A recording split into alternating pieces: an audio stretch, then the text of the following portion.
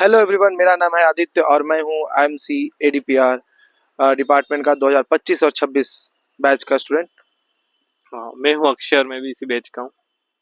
और हम दोनों बताना चाहेंगे सीयूईटी एग्ज़ाम्स के रिगार्डिंग, जो भी आपको स्टडीज़ कैसे करनी है और कहाँ कहाँ से आप पढ़ सकते हो। मेरे यूट्यूब चैनल बहुत बार कमेंट आ चुका है कि आपको भाई आप वीडियो डाल दो कि कैसे तैयारी करनी है। अब सिर्फ 1 महीने बचे हैं आपकी तैयारी के लिए और अभी का टाइम आपके लिए बहुत क्रूशियल है। बहुत लोग होगा जो अभी भी उनको कन्फ्यूज़न होगा इन मोमेंट पे भी कि कैसे तैयारी करना है और क्या रखना है तैयारी को लेके एस्पेक्ट, किस तरीके से फ्रेमिंग करें। बहुत लोगों को दिक्कत यही आती है कि किस तरीके से फ्रेमिंग करें, है ना, कि किस तरीके से हम ये पहले कौन सी चीज़ें पढ़ें और कौन सी चीज़ें नहीं पढ़ें, उसके रिगार्डिंग रहती है। तो उसके बारे में बात करने जा रहे हैं। अक्षय, क्या बोलना है आपका इस बारे में? आई थिंक अभी शायद 1 महीना बचा है। तो अगर आपके पास टाइम लिमिटेड है तो आपको अपनी एनर्जी और टाइम वहीं इन्वेस्ट करना चाहिए जो सबसे ज़्यादा आउटपुट हो। तो मुझे लगता है कि अगर आप कोई ऐसे व्यक्ति हैं जिसने पिछले 1 साल से जो बहुत ज़्यादा अवेयर है, करंट अफेयर न्यूज़ को फॉलो करते हैं, तो आपको थोड़ी प्रॉब्लम कम होगी, और जो नहीं करता उसको प्रॉब्लम ज़्यादा होगी। तो सबसे पहले जितने भी करंट अफेयर्स है, जैसे एआई समिट हो गया और जीएसटी बचत उत्सव हो गया, जो गवर्नमेंट के इनिशिएटिव्स है, जितने भी फिर ऑस्कर अवार्ड्स है, ये बुकर प्राइज, और जितने भी लिटरेचर को रिलेटेड प्राइज है, फिर नोबेल प्राइज है, ये मेन मेन चीज़ें आपको करंट अफेयर्स में पता होनी चाहिए जो लास्ट 1 ईयर में हुई है, या 6 मंथ का तो आपको पता ही होना चाहिए कम से कम। मेरे हिसाब से आपको अगस्त से, जब मैं तैयारी कर रहा था तो मेरे को बोला गया था कि आप अगस्त में, जून या जुलाई से स्टार्ट कर दीजिए। ये पिछले साल जून से लेके फेब तक, जून से लेके जैन लास्ट, फेब भी नहीं, जैन लास्ट तक, जून से लेके जैन लास्ट तक आपको जो भी करंट अफेयर्स की चीज़ें हैं उसके रिगार्डिंग तैयारी करने के लिए, और आप उसको लेके तैयारी रखिए। और दूसरी मैं बात करना चाहूँगा, जैसे कि करेंट मीडिया थ्योरीज। हाँ, बोलिए अक्षय। मीडिया थ्योरीज की बात करें उससे पहले एक और चीज़ की, काफ़ी बार हम सोचते हैं कि पेपर अगर आ रहा है तो उसके 1 महीने पहले के करंट अफेयर देखें या क्या देखें। तो लास्ट ईयर मुझे नहीं पता, लेकिन हमारे पेपर से कुछ शायद हफ्तों पहले ही कंट्रोवर्सी हुई थी रूपी सिंबल को लेकर, किसने दिया। तो वो आया था कि पेपर में रूपी सिंबल किसने बनाया है, उनका नाम। तो और वेव्स ओटीटी आया था। वेव्स ओटीटी तो पुराना हो गया था, लेकिन रूपी सिंबल वाला क्वेश्चन आया था, तो इसका मतलब है कि 1 महीना पहले तक, आप ऐसा मत मानिए कि पेपर बन चुका होगा। आपको, अगर आज आप तैयारी कर रहे हो तो आज आपको पता होना चाहिए आज क्या हुआ। आप मान सकते हैं पेपर के 2 हफ्ते, तीन करंट हफ्ते अफेयर्स हमेशा हाँ, अपडेट रहे। 3 हफ्ते पहले तक ठीक है, लेकिन उसके पहले का आपको पता होना चाहिए। और थ्योरीज तो बोला था। मीडिया थ्योरीज की अगर हम बात कर रहे हैं तो मीडिया थ्योरीज में आपको जो भी चीज़ें बेसिक बेसिक है, अगर आप मीडिया के स्टूडेंट हैं तो आपके लिए कोई बड़ी बात नहीं होगी। आप जानते होंगे hypodermic needle theory, Shannon and Weavers, ये सारी चीज़ें तो आप जान ही रहे हैं। बट करंट अफेयर्स में भी अगर हम बात कर रहे हैं तो अवार्ड्स, अवार्ड्स बहुत बड़ी चीज़ है। मेरे हिसाब से 3 से 4 क्वेश्चन उसकी आ जाती है, और आप हर क्वेश्चन को आप ये सोच के मत चलिए कि इसमें से तो इतना ही क्वेश्चन आ रहे हैं तो इसको छोड़ देते हैं, नहीं। अगर आप अगर ऐसे छोटे छोटे चलेगा तो, क्योंकि बहुत सारे सेगमेंट्स है इस क्वेश्चनिंग आंसरिंग में। मेरा मानना ये है कि अब अगर अवार्ड्स वाले में भी मैं सबसे 3 से 4 क्वेश्चन रहते हैं जो किसी बड़े एक्टर का, जैसे डेथ होने की बात अगर हम कर रहे हैं, जैसे अभी धर्मेंद्र की डेथ हुई है, तो धर्मेंद्र से रिलेटेड क्वेश्चन बहुत हो सकता है कि आएगा। जैसे पिछले बार हुआ था सैम बेनेगल जो डायरेक्टर है, उनके रिलेटेड क्वेश्चन आई थी। उनके रिलेटेड 3 क्वेश्चन आ गए थे, मैं 2 या 3 क्वेश्चन आ गए थे। तो इंडियन सिनेमा टॉपिक। हाँ, तो उनके रिलेटेड 2 या 3 क्वेश्चन आ गए थे सैम बेनेगल के रिगार्डिंग। फिर अगर हम बात कर रहे हैं तो मॉक टेस्ट की अगर हम बात कर रहे हैं तो आप अपना मॉक टेस्ट देना स्टार्ट कर दीजिए अभी से भी।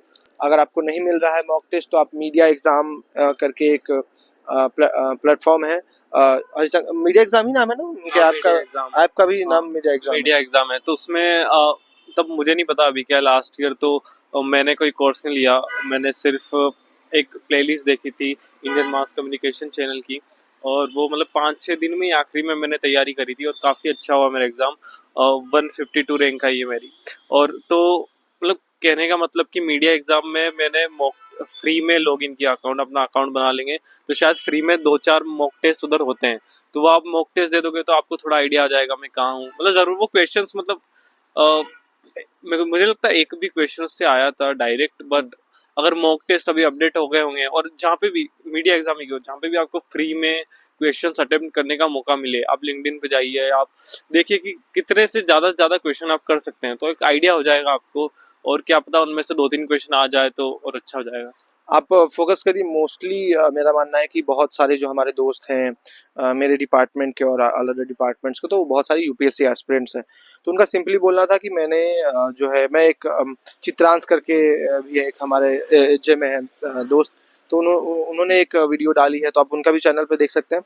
तो उनमें से एक जिनसे चित्रांश बात करते तो उन्होंने कहा था कि मैं क्योंकि मैं यूपीएससी और गवर्नमेंट जॉब की तैयारी करता हूं, तो मैं करंट अफेयर्स के भरोसे ही गया था।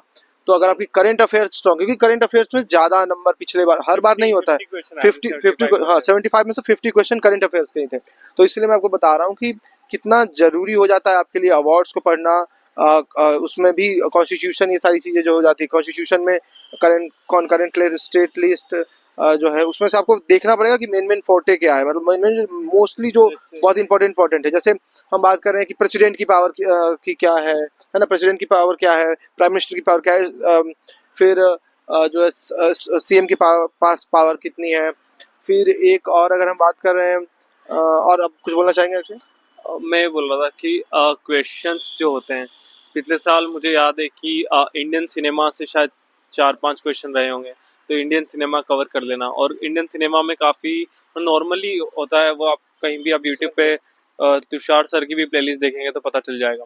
इंडियन सिनेमा के बाद आपको देखना है, मैंने ना उसमें क्योंकि सिलेबस में हिस्ट्री भी दिया है, कॉन्स्टिट्यूशन सब कुछ दिया है, तो जैसे मैंने पिछले साल मुझे याद है कि कॉन्स्टिट्यूशन का भी पूरा जो बेसिक फंडामेंटल राइट्स होते हैं, डीपीएसपी होता है, कॉन्स्टिट्यूशन कहाँ से लिया गया, कितने कौन से कंट्री से क्या क्या लिया गया, सब कुछ मैंने किया। लेकिन उसमें से क्वेश्चन एक भी नहीं आया। तो ऐसा भी हो सकता है कि आप किसी टॉपिक को पूरा पढ़े और क्वेश्चन एक भी ना आए, और जिसको आप पढ़े भी ना और सोशल मीडिया पे स्क्रॉल कर रहे हैं और आपने कोई न्यूज़ पढ़ ली और वो क्वेश्चन आ जाए। तो इतनी अनप्रिडिक्टेबल नेचर है इस सब्जेक्ट का, जर्नलिज्म मास कम्युनिकेशन का। तो आप एक्टिवली हर चीज़ को देखिए, आपके आसपास क्या हो रहा है, न्यूज़ से अपडेट रहिए।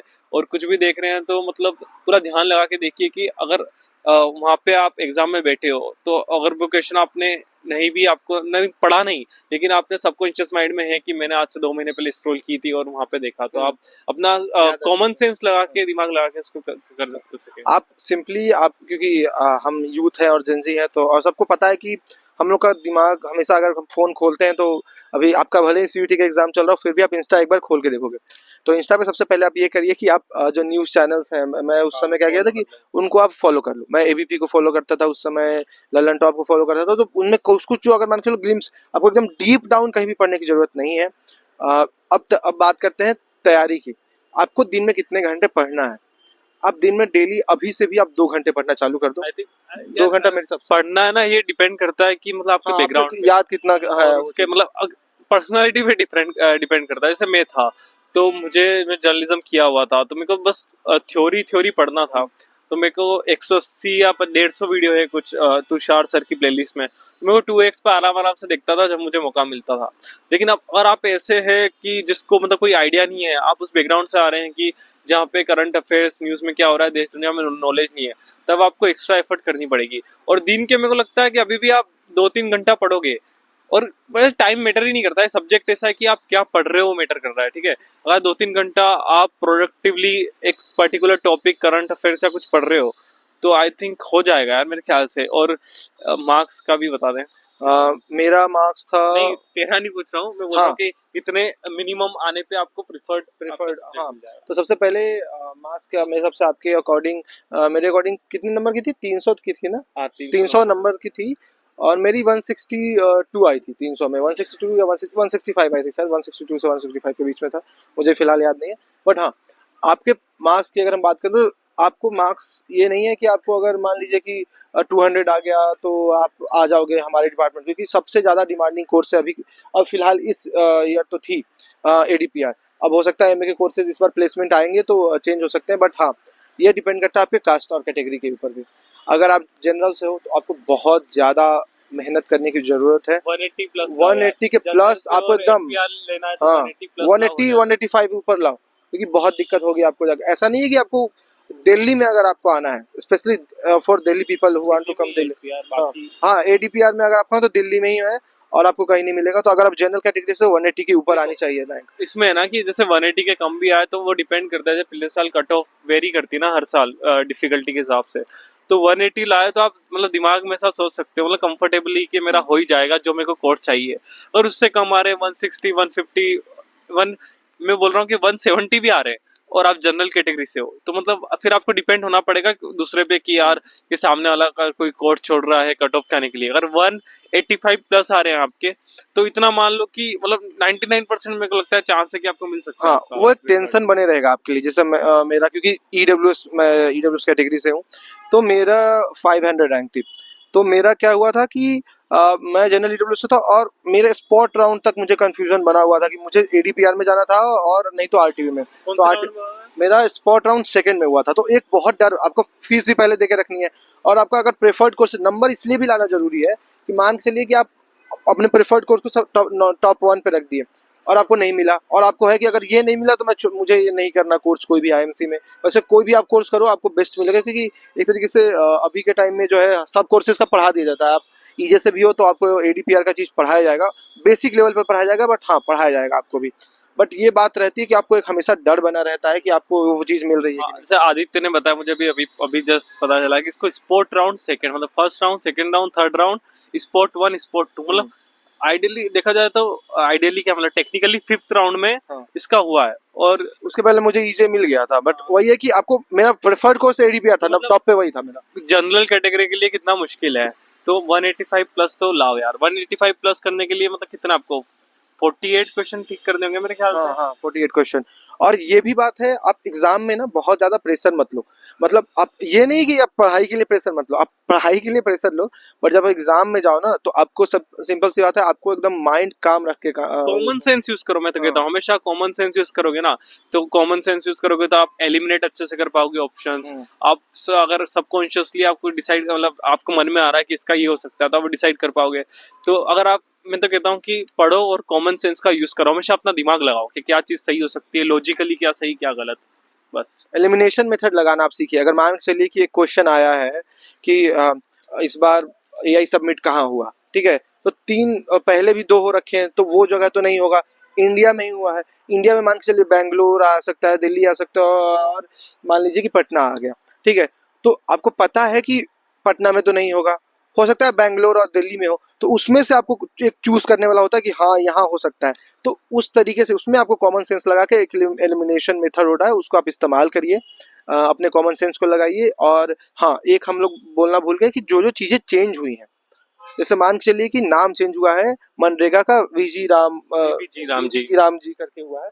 तो उस तरीके से आप उसके ऊपर भी देख सकते हो कि जो नाम कौन कौन सी चेंजेस हुए हैं, क्योंकि गवर्नमेंट नाम भी चेंजेस करते रहती है, तो आपको वो भी एक बहुत बड़ा फैक्टर अभी चेंज करंट अफेयर्स में है। गवर्नमेंट के इनिशिएटिव स्कीम्स आपको पता होने चाहिए क्योंकि गवर्नमेंट का ही मतलब एक तरह से पेपर वही ले रहे हैं, तो वो उनके क्वेश्चन पूछेंगे, तो गवर्नमेंट की चीजें बिल्कुल पता होनी चाहिए। और कैंपसेस की बात रही तो अभी आप सिंपली एग्जाम के ऊपर फोकस करें। कैंपस कौन सा चूज करना है वो आप पहले अपना नंबर लेके आए। अगेन 180 प्लस आ गए, 185 180 प्लस आ गए तो मतलब दिल्ली दिल्ली में मिलेगा आपको, और जो कोर्स लेना है वो मिल जाएगा।